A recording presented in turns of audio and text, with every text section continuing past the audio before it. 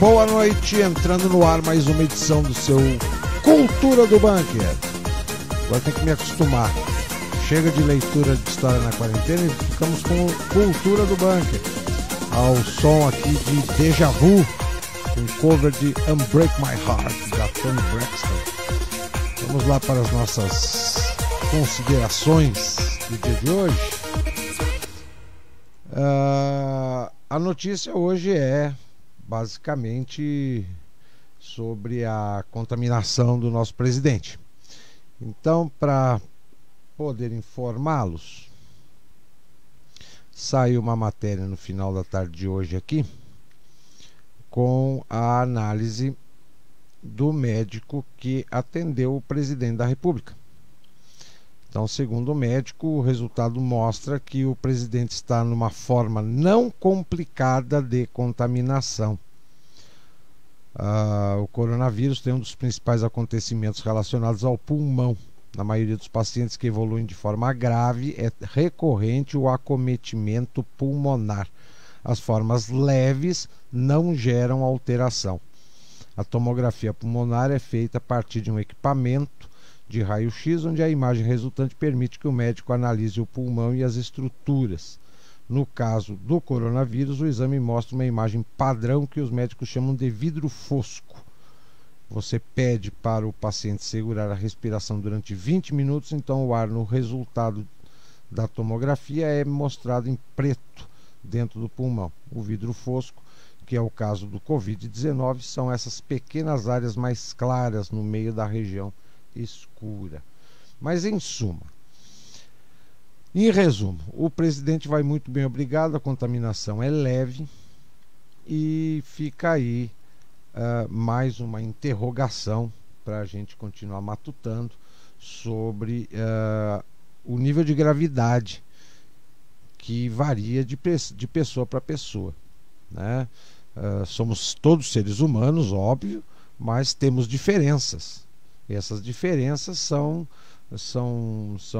acentuadas ao longo da vida, devido a estresse, a alimentação, a doenças pré-existentes, etc, etc, que faz com que esse vírus ele possa atuar com mais gravidade ou menos gravidade, né? Então, o nosso presidente está muito bem, obrigado. Vai fazer uma quarentenazinha básica aí e não vai passar disso pelo jeito. Deixa eu ver se tem mais alguma coisa aqui para hoje, que aconteceu hoje, né? Já que hoje tudo foi em volta da notícia do presidente. Não separei mais nada aqui, não. Deixa eu ver aqui. Abre. Não. Vamos lá para nossas pautas de hoje.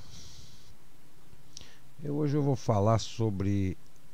Vou abrir com uma personagem da história brasileira que vem sendo retratada novamente em uma das nossas telenovelas, né? Mas é comentada em termos, né? Se sabe superficialmente a respeito dela. Eu estou falando da Marquesa de Santos, ou da Domitila de Castro e Melo, que foi alguns dizem, a grande paixão do nosso primeiro imperador Dom Pedro I. Ao longo dos anos, traição e monarquia foram duas palavras que andaram juntas e que ajudam a escrever, em muitos casos, grande parte da história de diversos países. Por aqui, por exemplo, um dos casos mais emblemáticos é de Dom Pedro I com Domitila de Castro e Melo, a Marquesa de Santos. Antes clandestino e sigiloso, o amor dos dois passou a ser cada vez mais escancarado, não sendo escondido nem mesmo da Maria Leopoldina da Áustria, esposa do imperador. Com o passar do tempo, Domitila passou a ser mais amada e elevada socialmente por Dom Pedro, mas em 11 de dezembro de 1826, um trágico evento mudou tudo isso: a morte da imperatriz Leopoldina. Tudo começou porque Maria Leopoldina era querida pelo povo, que via na monarca uma admiração extrema em virtude de seu papel na luta pela independência. Logo, eles passaram a querer vingança contra aquela que seria responsável pela morte da imperatriz. Naquela época, corriam boatos que a amante teria envenenado Maria Leopoldina. Com isso, governantes e conselheiros decidiram afastar a Marquesa de Santos da corte, já que a cidade estava cada vez mais ensandecida, o que culminou com que o coronel Oliva, cunhado da Marquesa e acusado de participar do envenenamento de Leopoldina, fosse alvejado com 2 tiros. Mas a confusão não parou por aí. Uma multidão se dirigiu até a casa da Marquesa, que foi cercada, apedrejada e por pouco não foi invadida. Todo esse contexto fez Dom Pedro ficar cada vez mais impopular e o relacionamento dos dois passou a ser bem mais conturbado, terminando em 1829. Naquela ocasião, o imperador se casou com Amélia de Lutzenberg, em uma tentativa de restaurar a sua imagem. Havia mais de 2 anos que o imperador procurava uma noiva de sangue nobre, mas seu relacionamento com Domitila e tudo o que ele causou para Maria Leopoldina fez com que muitas princesas recusassem se envolver com ele. Já a Marquesa de Santos parece também ter superado a união e virou a página em 1833, quando conheceu o brigadeiro Rafael Tobias Aguiar. No ano seguinte, ela retornou para São Paulo, onde adquiriu um vasto casarão na antiga Rua do Carmo, atual Rua Roberto Simonsen, no centro da cidade. Em 1842, Domitila se casa com Tobias Aguiar, mas a relação passa por um momento delicado quando o brigadeiro, um dos principais líderes da Revolução Liberal, acaba preso no Sul. Sabendo que o marido havia sido levado para o Rio de Janeiro e encarcerado na Fortaleza da Laje, ela roga a Dom Pedro II que pudesse viver com o marido na Fortaleza, para que pudesse cuidar de sua saúde, o que acabou sendo concedido. 2 anos depois, o brigadeiro acaba sendo anistiado e os dois retornam para São Paulo, onde foram recebidos com muita festa. A união entre Tobias e Domitila foi o mais longo da Marquesa, durando 24 anos. Juntos, o casal teve 6 filhos, sendo que 4 conseguiram chegar à fase adulta. Os 2 só se separam quando o brigadeiro faleceu a bordo do vapor Piratininga, em 7 de outubro de 1857, quando ia até o Rio de Janeiro em busca de uma ajuda médica. Em sua velhice, a Marquesa de Santos, ou Domitila de Castro e Melo, se tornou uma senhora devota e caridosa, ajudando os desamparados, protegendo os enfermos e miseráveis e ajudando os estudantes da Faculdade de Direito do Largo do São Francisco, no centro da cidade de São Paulo. A casa da Marquesa se tornou um centro da sociedade paulistana, que foi animada com bailes de máscaras e saraus literários. Domitila de Castro faleceu em seu palacete, que é a atual sede do Museu da Cidade de São Paulo, em 3 de novembro de 1867, sendo sepultada pouco depois no cemitério da Consolação. Seu túmulo sempre recebe flores de pessoas que a consideram uma santa popular. Afinal, existe uma lenda que a Marquesa protege as prostitutas da cidade. Pois bem, está aí um pouquinho da história da Marquesa de Santos, personagem icônica da história brasileira.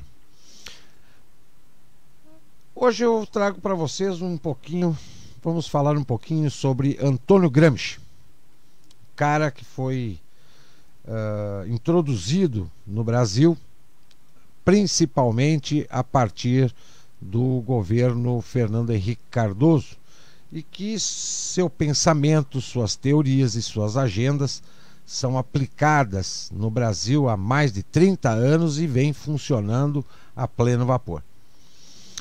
Antônio Gramsci, um intelectual italiano e um dos fundadores do Partido Comunista Italiano, em 1921, percebeu que a implantação do comunismo nos países do Ocidente não deveria seguir o modelo russo, do uso da violência para conquistar ou tomar o Estado, mas sim Ao contrário, primeiro conquistar o Estado e depois então a aplicação da violência para finalizar o processo. Nessa concepção destaca-se o valor atribuído ao seu entendimento de sociedade civil, como sendo o espaço social onde deve ocorrer a luta pela hegemonia, para que a classe subalterna passe a ser a classe dirigente. Um grupo social da classe dirigente, assumindo o controle da sociedade política, ou seja, o Estado, permite que o partido da classe dirigente seja posicionado acima do Estado.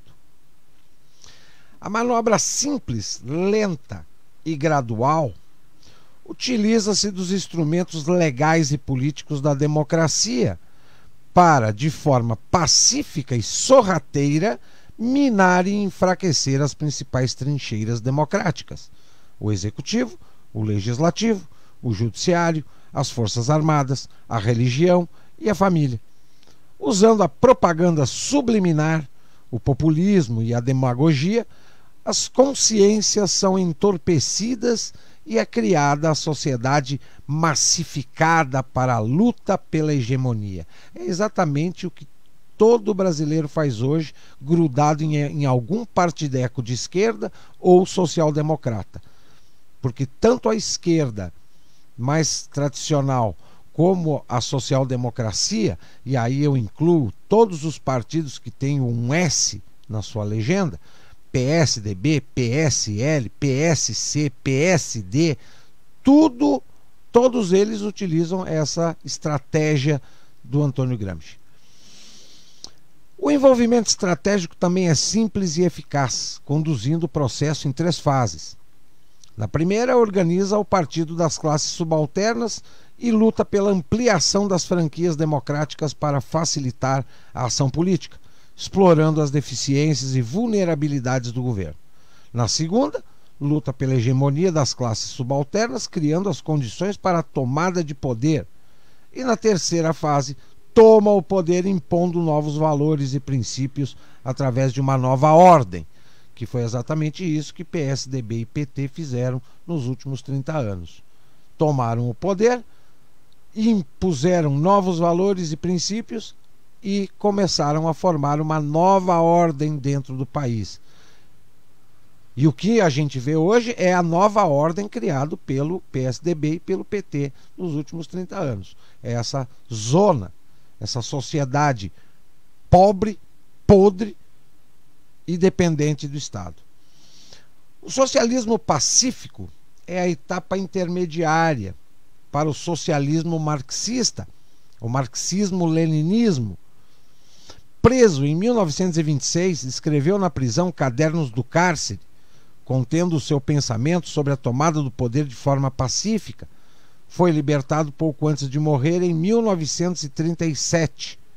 O gramscismo contagiou países da Europa e hoje está transbordando na América do Sul. Está transbordando? Não, já transbordou. Penetração gramscista no Brasil. Finalidade: criar as melhores condições para transformar o Brasil em uma república socialista sob a inspiração de Antônio Gramsci. Objetivos: obter a hegemonia da sociedade civil, obter a hegemonia na sociedade política, no Estado, e estabelecer o domínio do intelectual coletivo, silenciar os intelectuais independentes. Dentro desse grupo eu me insiro nele, que hoje todos os 99% dos intelectuais é uma manada de papagaio de pirata que repete tudo, sempre o mesmo discurso, todos eles pautados em alguma corrente de esquerda ou da social-democracia. Eu, particularmente, sou um intelectual independente.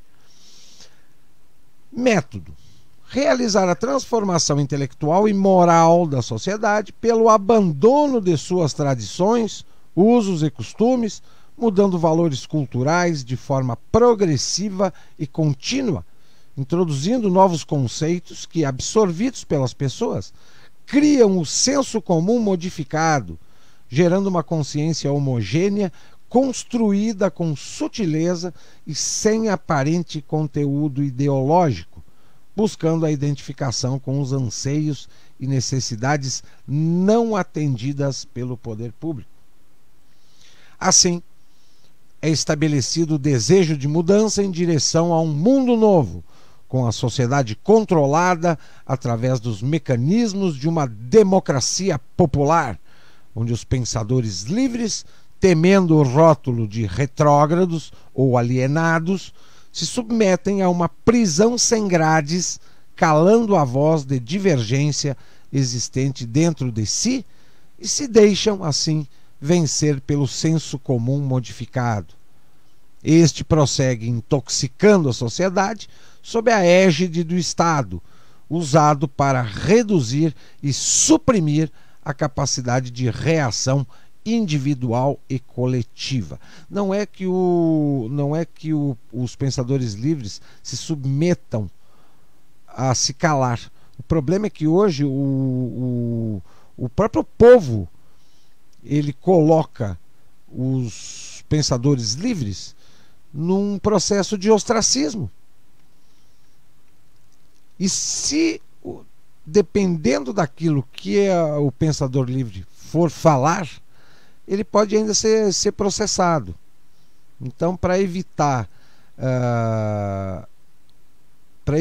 processos, incomodações com o judiciário e evitar de ser 101% isolado da sociedade, alijado da sociedade, os pensadores livres acabam se calando, né? Ficam sem eco, então se calam. Nesse momento, está construída a base para a tomada do poder e, consequentemente, implantação do Estado socialista, que é esse Estado que nós temos hoje, já está implantado e funcionando. Ações que enfraquecem as trincheiras da democracia. Partidos políticos. O que o Gramsci diz que tem que fazer nos partidos políticos? Estimular o número elevado de partidos para enfraquecer a oposição e facilitar a tática de aliança, favorecendo o partido classe. Esse item o Brasil já pratica. Nós temos 36 partidos. Manter a regionalização dos partidos. Controle por caciques ou oligarquias regionais afeta a unidade nacional, favorecendo o enfraquecimento dos partidos políticos de oposição e favorecendo o partido classe, que possui unidade de comando. Admitir a pluralidade de esquerda para ser bem explorada pelo partido classe por tempo determinado. O que é uma pluralidade de esquerda? É essa esquerda que a gente conhece hoje. Tem a esquerda ecológica, a esquerda LGBT, a esquerda trabalhista, a esquerda social-democrata, a esquerda dos direitos humanos. Tem esquerda para todos os gostos. Esvaziar as poucas lideranças da oposição através de patrulhamento e ataque, direto ou indireto. Criar fatos novos para o esquecimento das mazelas de militantes do partido classe e aliados. Afastar ou mudar de cargo o militante com erro focado pela mídia para a sua proteção e a proteção do partido classe. Usar a mídia da situação para silenciar as mazelas dos militantes do partido classe. Infiltrar militantes nos outros partidos para obter o seu controle e esvaziar os líderes de oposição, os neutros e os que não são adeptos do partido classe. Esses neutros que sobram nos partidos de oposição, que são dominados por esses infiltrados da esquerda, eles se tornam políticos profissionais, que é isso que a gente conhece hoje, não, já conhece há muito tempo no Brasil, que são esses políticos carreiristas, fisiologistas, né? Eles vão atrás do seu status pessoal, das suas vantagens, da sua carreira política interminável, que normalmente só termina quando eles morrem, né? Depois dos partidos políticos, o Gramsci ele traz algumas orientações para a atuação do executivo. Criar aparelhos governamentais de coerção. Distribuir cargos em órgãos e empresas públicas para militantes do partido classe e seus aliados, em todos os níveis da administração, federal, estadual e municipal. Ou seja, aparelhar o Estado. Nosso presidente diz que é de direita, mas ele vem praticando as orientações do Antônio Gramsci. Criar uma estrutura policial que possa ser transformada em guarda nacional ou guarda pessoal, ou em polícia política, para emprego imediato quando chegar o momento oportuno. Estado policialesco, o nosso presidente gosta muito, diga-se de passagem. Ampliar o curral eleitoral usando o assistencialismo como fim e não como meio, mantendo o benefício por tempo indeterminado. Nosso presidente criticava o Bolsa Família e vai manter o Bolsa Família, vai melhorar o Bolsa Família, só vai trocar de nome.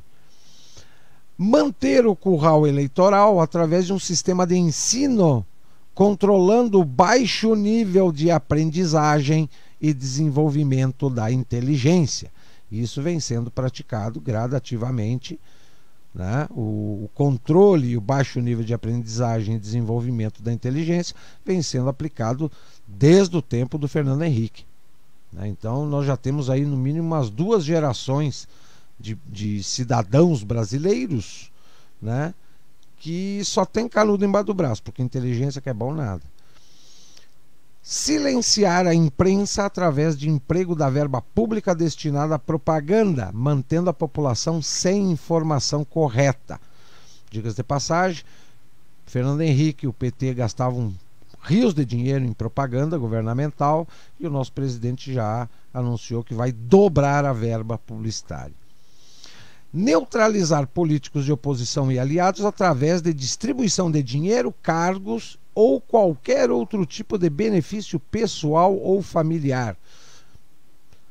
Infelizmente, isso é uma prática normal tanto na social-democracia quanto na esquerda clássica do PT, e o nosso atual governo também vem praticando. Criar ou fortalecer um organismo sul-americano para diminuir a importância da Organização dos Estados Americanos. Participar de um bloco sul-americano de repúblicas socialistas democráticas. Facilitar a penetração cultural e a projeção dos intelectuais orgânicos. Denegrir heróis nacionais. Enaltecer militantes da ideologia marxista.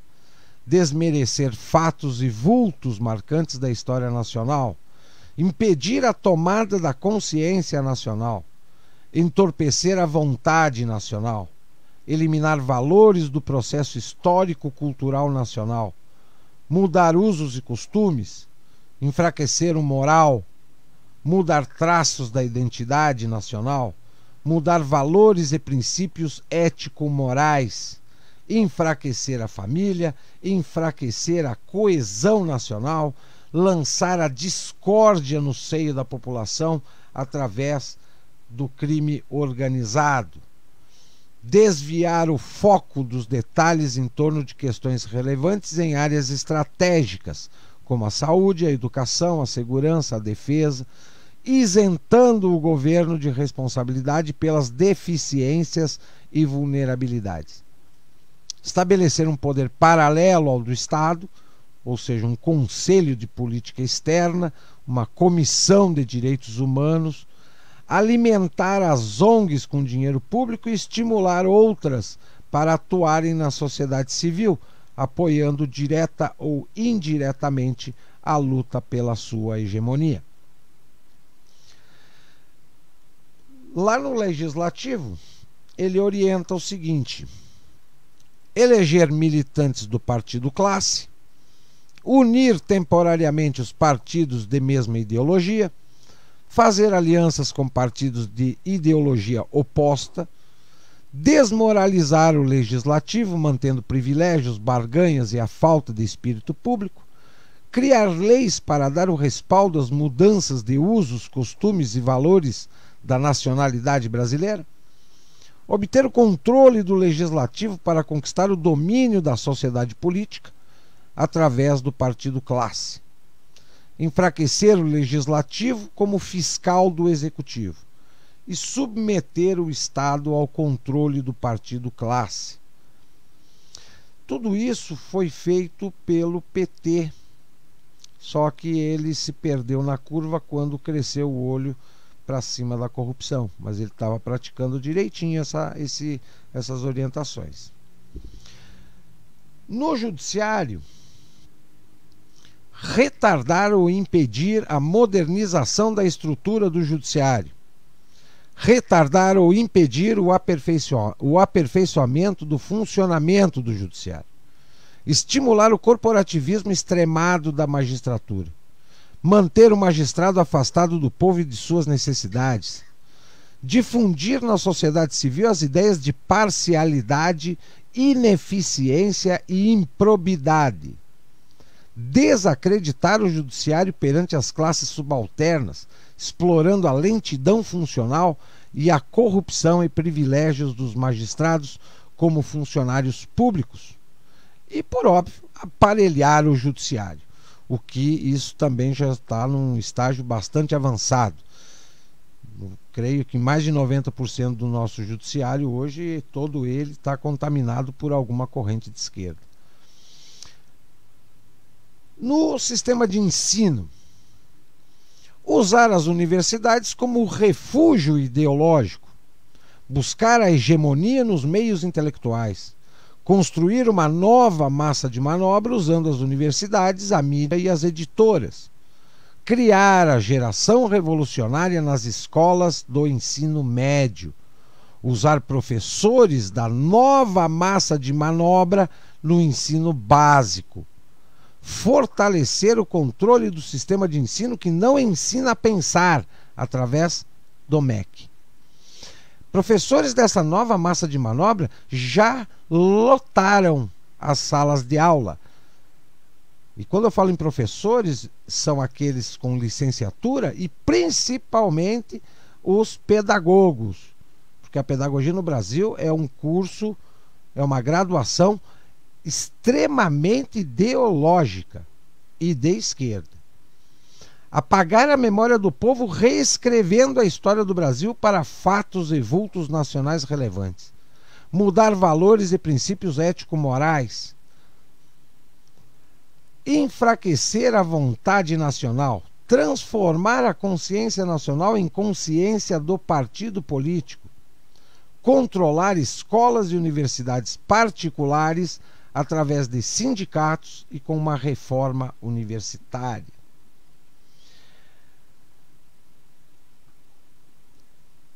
Orientações para as Forças Armadas. Enfraquecer a união dos militares, afastando os militares da ativa dos militares inativos. Enfraquecer o espírito de corpo, separando os oficiais generais da tropa.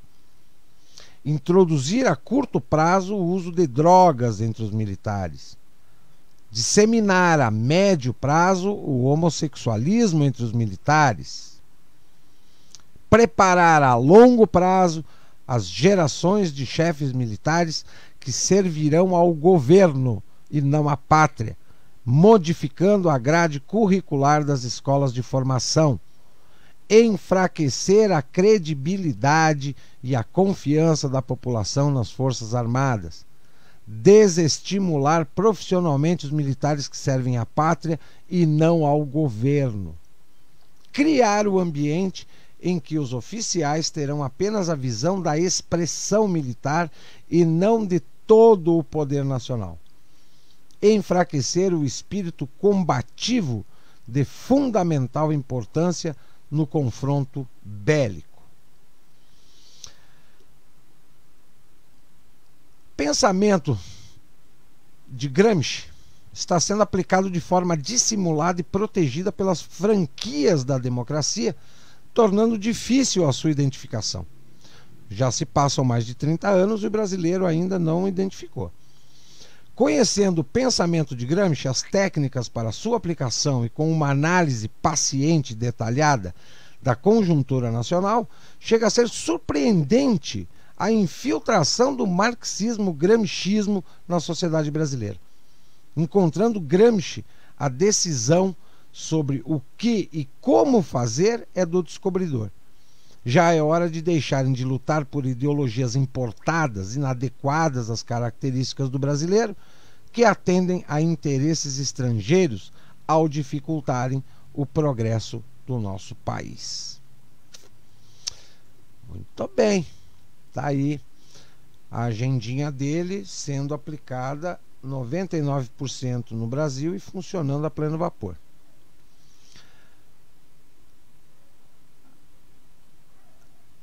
Vamos seguir na mesma linha,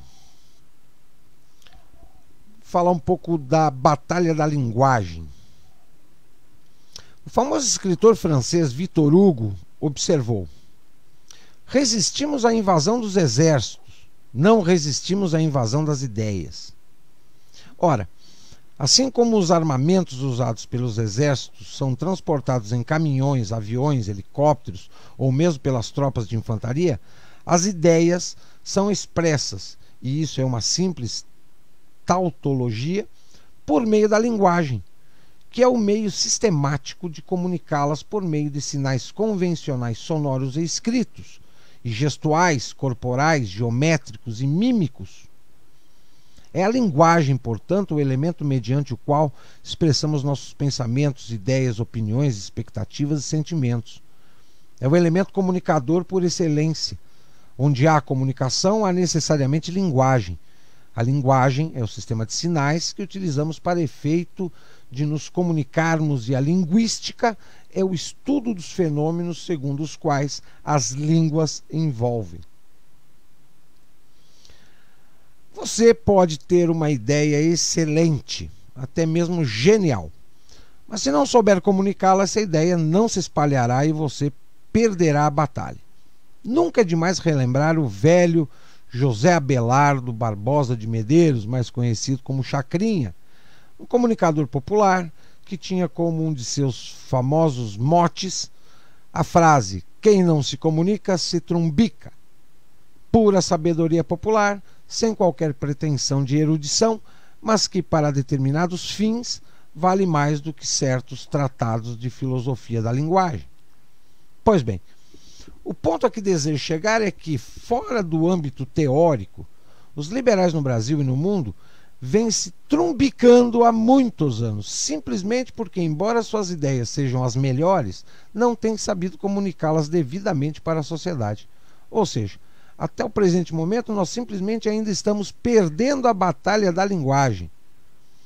O que devemos então fazer, já que neste bendito ano da desgraça, a esquerda, ao que parece, está perdendo rapidamente espaço em todo o mundo, e sabendo que, se nada fizermos ou se adotarmos alguma postura ineficaz, a esquerda, que é bastante organizada, irá recuperar o terreno, com todas as consequências que isso trará em termos de obstáculos à geração de riqueza e na melhoria do padrão de vida. Whistleword é uma gíria inglesa para designar palavras evasivas. Em português usamos a expressão linguagem das doninhas. Essa mesma ouvida incessantemente na TV, em bares e reuniões de intelectuais, na internet e nos jornais, e que cria em suas vítimas o hábito de não pensar, substituindo a lógica pelos chavões e palavras de ordem. Ai de quem, sabendo pensar por conta própria, recusa-se a falar esse dialeto maldito imposto pela esquerda nas últimas décadas.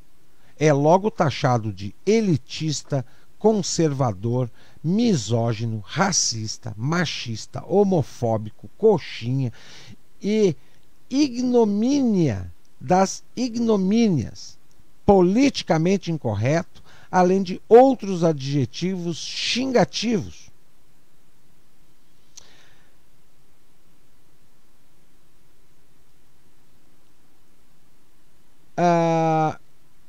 Em Dilbert and the Way of the Weasel, um livro satírico de bastante sucesso, o economista e cartunista americano Scott Adams estabelece a proposição de que muitas pessoas, mais exatamente as que se deixam dominar pela ditadura do politicamente correto, agem como as doninhas ou mustelas, aqueles mamíferos capazes de sugar todo o conteúdo de um ovo por um minúsculo furo que conseguem fazer, deixando-o aparentemente intacto.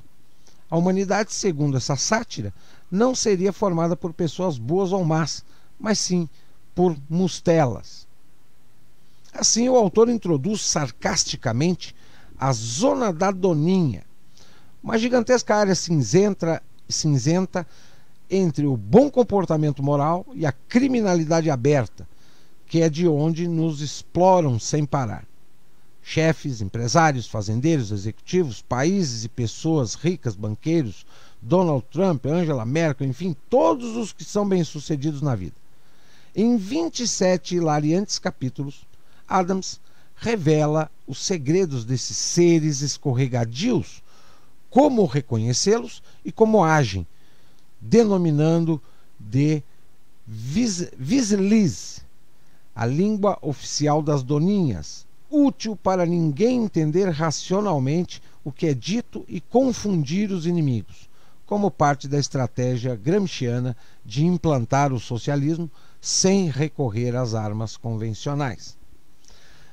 Passando da sátira ao mundo real, esse comportamento de bois ao som do berrante que domina a sociedade atual é certamente uma das etapas derradeiras do processo de degradação cultural, em que a linguagem se desconecta da experiência inteligente e emite apenas 3 tênues sinais de vida social. Aquilo que quase todos se põem a dizer já se mostra inteiramente desconectado dos acontecimentos, fatos e ações racionais do mundo real, para refletir apenas opiniões conduzidas e sem qualquer embasamento, segundo a clivagem binária rudimentar entre nós e eles. Imagine uma explanação qualquer, feita por um professor e que atenda aos requisitos da lógica, e suponha que o raciocínio desse docente o conduza a, por exemplo, defender as privatizações. O homem que é guiado pela linguagem politicamente correta, então dirá simplesmente que discorda, sem qualquer preocupação quanto a explicar o porquê da discordância. Muito provavelmente, se lhe perguntarem o motivo, ficará em maus lençóis. Isso acontece porque aquilo de que ele discorda nada tem a ver com a sua vivência dos fatos reais, mas sim com o comando que lhe foi exarado, como que do além, de que privatizar é dilapidar o patrimônio público. Logo, ele instantaneamente colocará o professor do lado deles e, portanto, contra o nós que lhe foi impregnado desde o ensino básico como o time dos bonzinhos. Para usarmos a nomenclatura do filósofo alemão Erich Wegelin, essas pessoas vivem em uma segunda realidade, aquela que povoa seu imaginário e que é absolutamente alheia ao mundo real, formado pela primeira realidade, aquela que é factual, que de fato existe. Temos então uma grave situação em que os sons emitidos pelo professor são reconhecidos como característicos de uma linguagem racional, mas compreendidos e passados adiante, como de uma comunicação irracional, como a dos animais. A degradação da linguagem se dá quando essa anomalia se estende aos jornais, à TV, à internet, ao rádio, aos discursos dos políticos, e como é triste escrever isso, aos intelectuais e professores universitários. Argumentar para quê? Se esses teleguiados já dispõem dos chavões, das palavras de ordem e de todas as doninhas do mundo para protegê-los.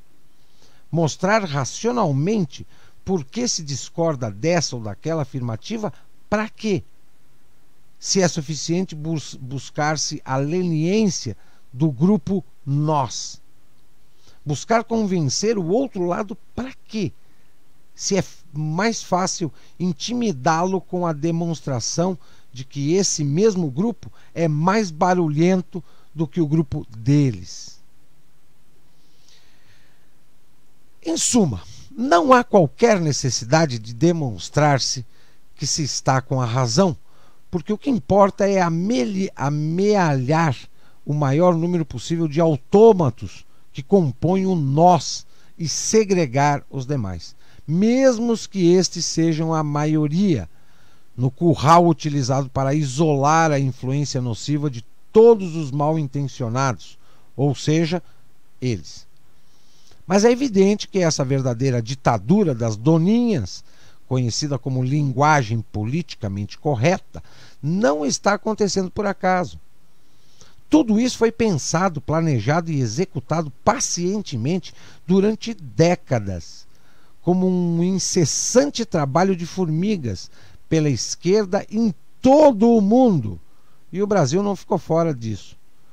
Para não retrocedermos em demasia no tempo, vamos nos referir apenas ao filósofo russo Mikhail Bakhtin e ao também filósofo italiano Antonio Gramsci, bem como aos educadores Jean Piaget e Paulo Freire, todos eles socialistas. Bakhtin enxergava a linguagem como um processo permanente de interação por meio do diálogo e não apenas como um sistema autônomo. Assim, a língua só existe mediante o uso de locutores ou escritores e ouvintes ou leitores fazem dela, em situações concretas de comunicação. Definiu noções de análise da linguagem com base em discursos e crônicas artísticas, filosóficas, científicas e políticas. Segundo ele, o ensino, o aprendizado e a linguagem deveriam subordinar-se ao sujeito, aquele agente dos acontecimentos responsável pela criação dos discursos e ideias. E os enunciados sempre são trabalhados pelo sujeito tendo em vista os objetivos ideológicos, sociais, históricos e culturais. Isso lembra a você algum dos partidos de esquerda? As relações entre linguagem, ideologia e hegemonia de Gramsci e Bakhtin são bastante semelhantes, analisando os conceitos bakhtinianos de heteroglossia, a diversidade social de tipos de linguagens, e dialogismo, o processo de interação entre textos, em que estes não são considerados isoladamente, mas concatenados com outras proposições similares, e a definição gramsciana de hegemonia, as relações de domínio de uma classe social sobre o conjunto da sociedade. Conclui-se que as visões de linguagem e subjetividade de ambos são convergentes e que, a partir de uma discussão sobre os conceitos de poder, discurso e ideologia, consideram a linguagem e o sujeito como processos capazes de refutar e criticar os poderes e discursos prevalecentes. O sardo de Alice,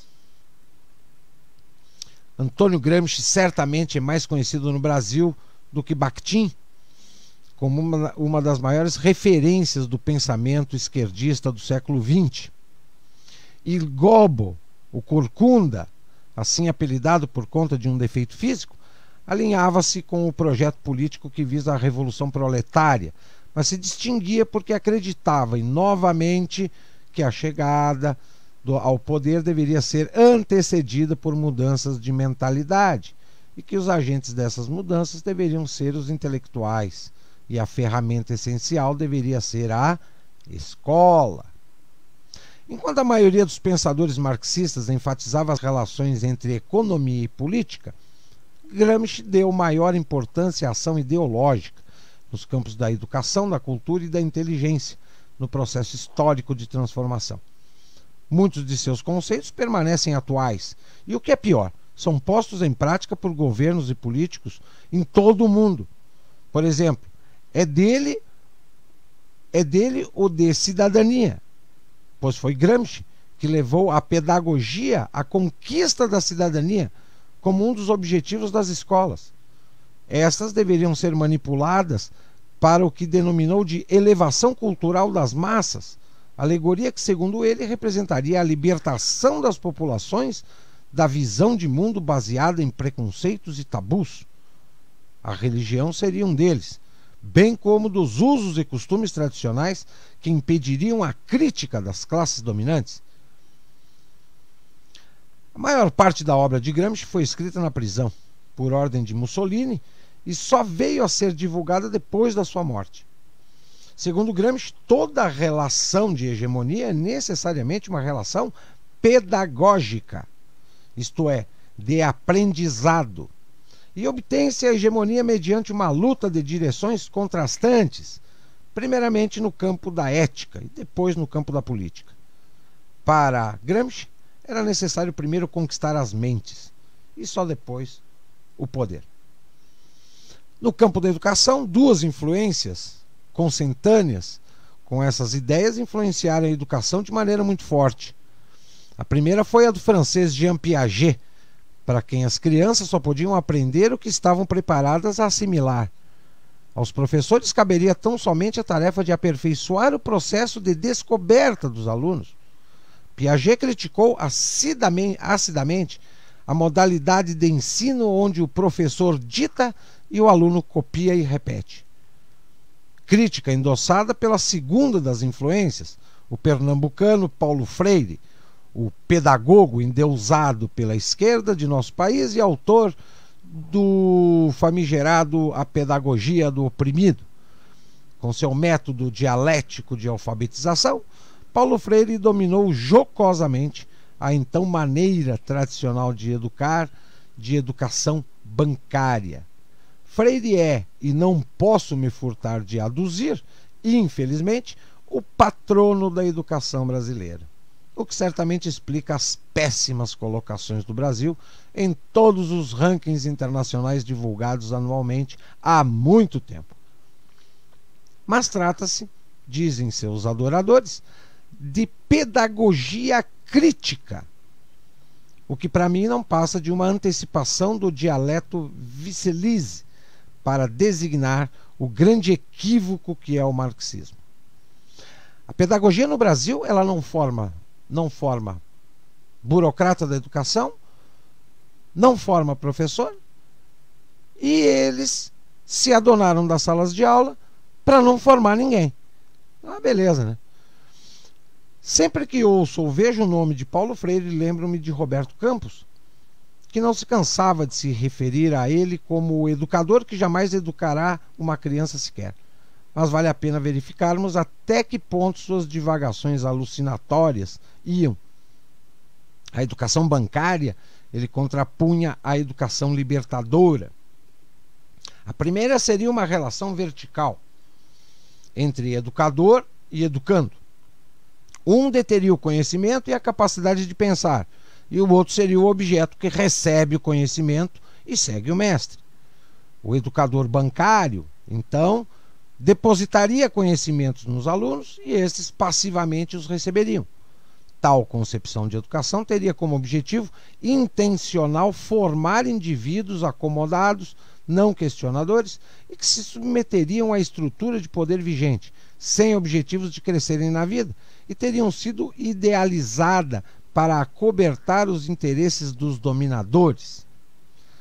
Trata-se de uma trama muito bem urdida por Paulo Freire, ao mesmo tempo em que alerta que educar para pensar é algo perigoso para eles e que mudanças devem ser feitas. Ele também propõe uma solução que, ao fim e ao cabo, bestializa os alunos, destrói a inteligência e sua própria capacidade de pensar como indivíduos autônomos.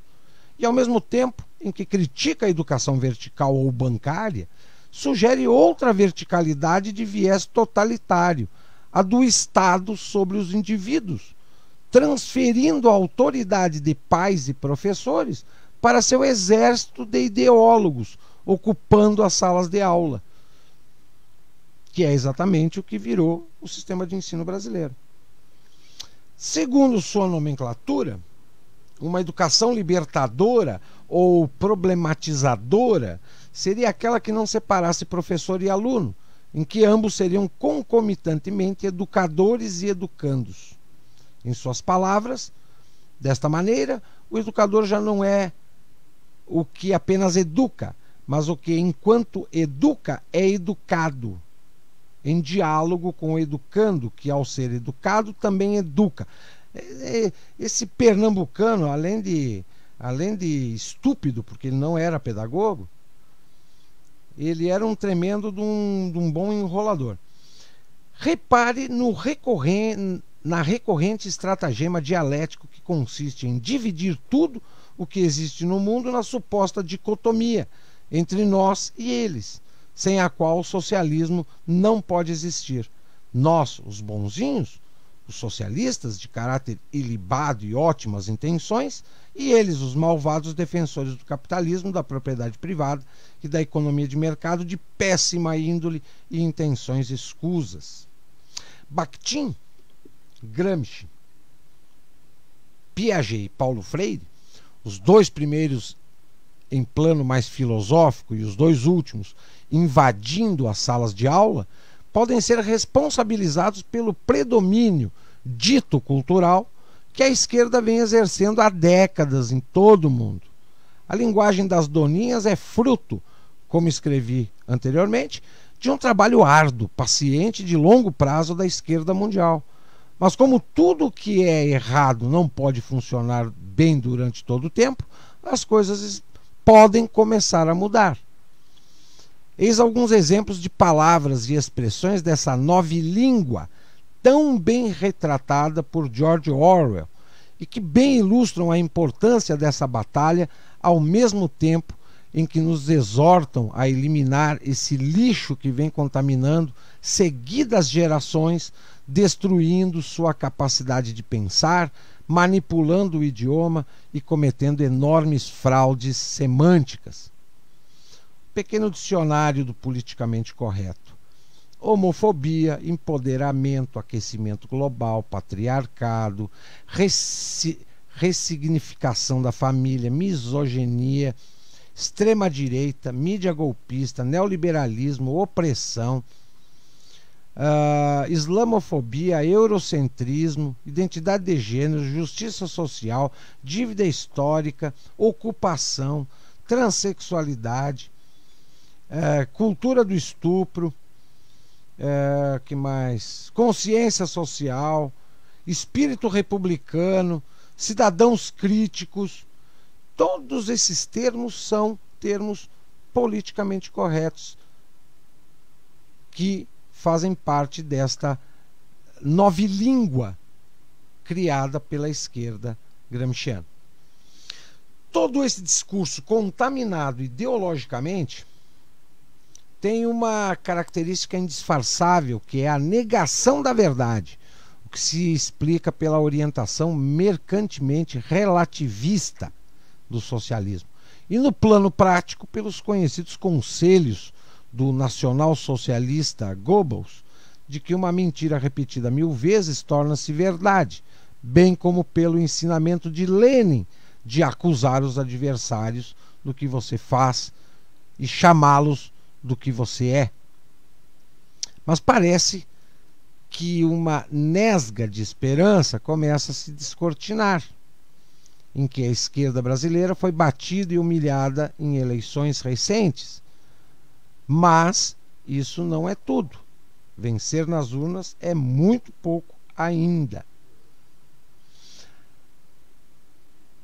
Assim, uma orientação aos independentes existentes ainda nesta sociedade socialista politicamente correta, reaja sem medo. Tão logo você ouvir alguma dessas palavras ou expressões envenenadas, mostrando que você tem cérebro e que ele funciona, mesmo se você foi treinado na escola por professores do método Paulo Freire. Mostre que o socialismo jamais funcionou em país algum. Não funciona e nunca vai funcionar. Então, ganhar em urnas não basta.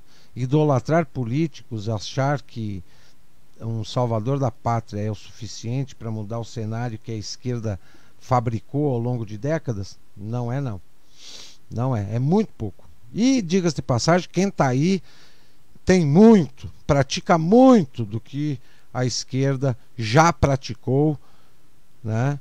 E se auto-intitulando um contrário, né? Um contrário à esquerda, está deixando muito a desejar, porque pratica a cartilha da esquerda de forma até um tanto quanto descarada, para quem conhece com certa profundidade as agendas da esquerda. O Cultura do Bunker de hoje fica por aqui. Você continua com o Bunker da Cultura Web Rádio, seu playlist 24 horas por dia, sua melhor companhia musical na web. Eu volto amanhã às 21 horas com novos temas nesse nosso encontro de informação e conhecimento. Uma boa noite a todos e até lá. Incomparável. Bunker da Cultura Web Rádio.